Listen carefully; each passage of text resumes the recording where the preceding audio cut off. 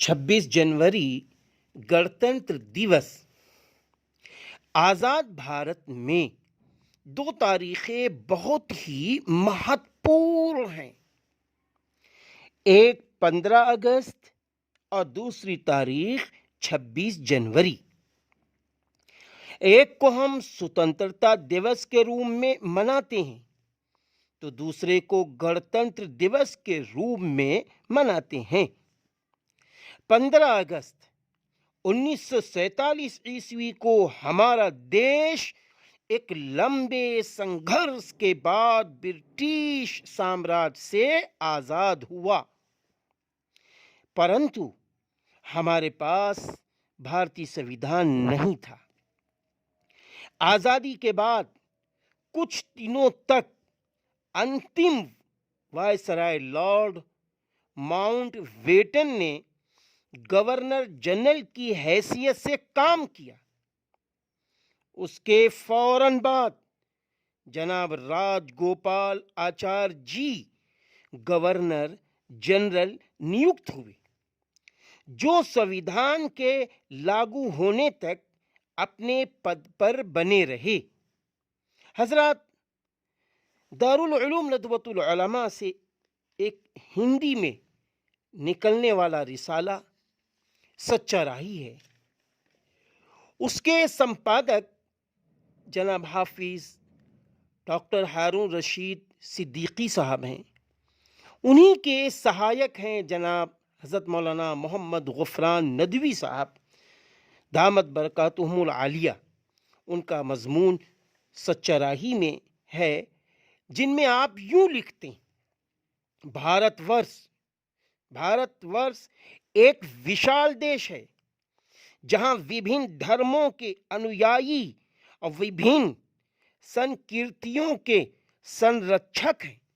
हिंदू, मुस्लिम, सिख, ईसाई, जैन, बुद्ध आदि।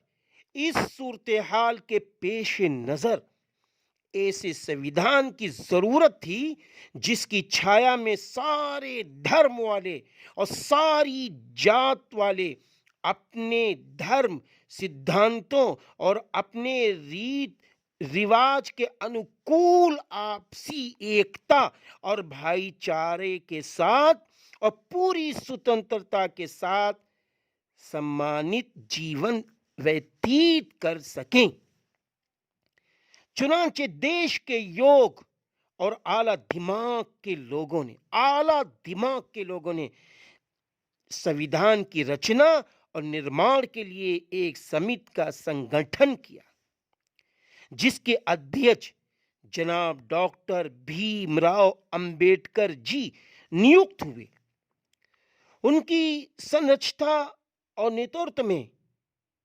नेतृत्व में संविधान की ड्राफ्टिंग हुई। संविधान की तैयारी में जो समय लगा वो 2 साल 11 माह 18 दिन। संविधान की तैयारी में समय के अलावा जो खर्च आया, उस जमाने में 63,96,729। भारतीय संविधान की स्पिरिट 3 बिंदुओं पर आधारित है। नंबर 1 स्वतंत्रता, नंबर 2 समानता, नंबर 3 बंधुत्व। भारतीय संविधान अगरचे 26 जनवरी से पहले तैयार हो गया था, परंतु पूरे देशवासियों पर इसको लागू करने की जो तारीख निश्चित की गई वो 26 जनवरी 1950 की तारीख थी।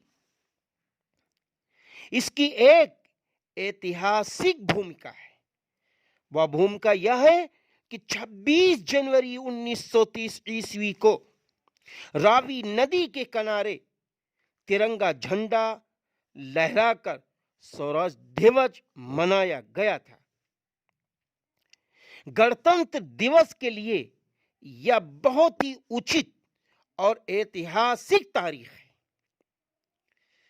निसंदेह भारतवर्ष का संविधान भारतवासियों के लिए भारत के नागरिकों के लिए भरपूर है, बशर्ते कि उसकी धाराओं, अनुच्छेदों को पर ईमानदारी के साथ अमल किया जाए। अमल किया जाए। ये बात ध्यान में रहनी चाहिए कि भारतीय संविधान धर्म और जात को सामने रखकर नहीं बनाया गया, बल्कि मानवीय अधिकारों को सामने रखकर बनाया गया। स्वतंत्रता, समानता और बंधुत्व, यही वो चीजें हैं जो विभिन्न धर्म वालों, विभिन्न जात वालों को एक सूत्र में बांधती हैं। यदि संविधान का उचित रूप से पालन किया जाए तो हम अनेकता को एकता के सुंदर रूप में पाएं। अगर पालन किया जाए तो हम अनेकता को एकता के सुंदर रूप में पाएं। हमारे देश को आजाद हुए 70 वर्ष से अधिक हो गए। हमने ब्रिटिश साम्राज्य को देश से बाहर किया था, सबने मिलकर किया था और यह संकल्प किया था कि हम अपने देश को भारतीय संविधान के अनुसार चलाएंगे। इसी बात पर हमारे राजनेता शपथ लेते हैं। राष्ट्र की दृढ़ता और उन्नति का रहस्य देश की एकता में निर्भर है। यह उसी सूरत में संभव है जब देश के राजा और प्रजा सभी लोग संविधान का पालन करें। हमारा देश एक चमन और फुलवारी के समान है, जिसकी शोभा नाना प्रकार के फूलों से। आज हम इस बात पर गौर करें कि जिस मुल्क की आजादी के लिए सबने मिलकर लाखों जाने यानी शहादत को नोश कर लिया, अपने बच्चों को यतीम किया, अपनी बीवियों को बेवा किया, औरतों ने बढ़ चढ़कर हिस्सा लिया, आज वो मुल्क आजादी के साथ हमारे और आपके सामने। इसलिए हमारी और आपकी ये भी जिम्मेदारी है कि हम इस मुल्क की तरक्की के लिए हर लम्हा कोशिश करते रहें, जिसकी पहली फिक्र हमारी यह हो इस मुल्क के लिए कि हम मिलजुल कर रहेंगे, एक साथ रहेंगे, एक दूसरे का हक अदा करेंगे। आप देखिए, इस्लाम ने भी कहा है, कुरान पाक में अल्लाह ने फरमाया वक़ूलू लिन्नासी हुस्ना, और लोगों से अच्छी बात कहो। लोगों में सब शरीक हैं, लोगों में सब शरीक हैं। हजरत मोहम्मद सल्लल्लाहु अलैहि वसल्लम जो आखिरी पैगंबर हैं, आपने फरमाया अल खल्क़ु इयालुल्लाह, सारे इंसान एक कुंबे के मानिंद हैं, सारे इंसान एक दूसरे के भाई हैं।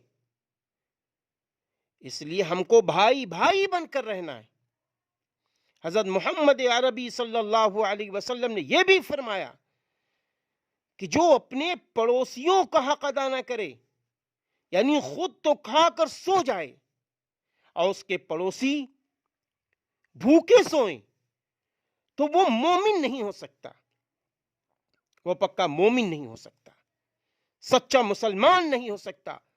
पड़ोसी हमारे चाहे हिंदू भाई हो, सिख भाई हो, ईसाई भाई हो, मुस्लिम भाई हो, कोई भी हो, सब हमारे पड़ोसी हैं। हम एक दूसरे से मिलजुल कर रहें। ये मुल्क हिंदुस्तान ऐसा मुल्क है जहां भांत भांत की जबानें बोली जाती हैं। हमारी ये पहली जिम्मेदारी है कि हम मिलजुल कर रहें, एक दूसरे के गम में शरीक हों, एक दूसरे की खुशी में शरीक हों। दूसरी जिम्मेदारी ये है कि हमारा समाज पढ़ा लिखा हो, तालीम याफ्ता हो, हम तालीम में आगे आए। मुफक्किर इस्लाम हज़रत मौलाना सैयद अबुल हसन अली नदवी उर्फ अली मियाँ रहमतुल्लाह अलैह ने जो दारुल उलूम नदवतुल उलमा के नाज़िम आला थे, आपने फरमाया था तालीम की मिसाल ऐसी है जैसे जिस्म में रीढ़ की हड्डी। एक दूसरे मौके पर फरमाया था कि देखो, बीमारी बुखार सरदर्द ये वक्ती बीमारी है, जिहालत पूरी जिंदगी की बीमारी है।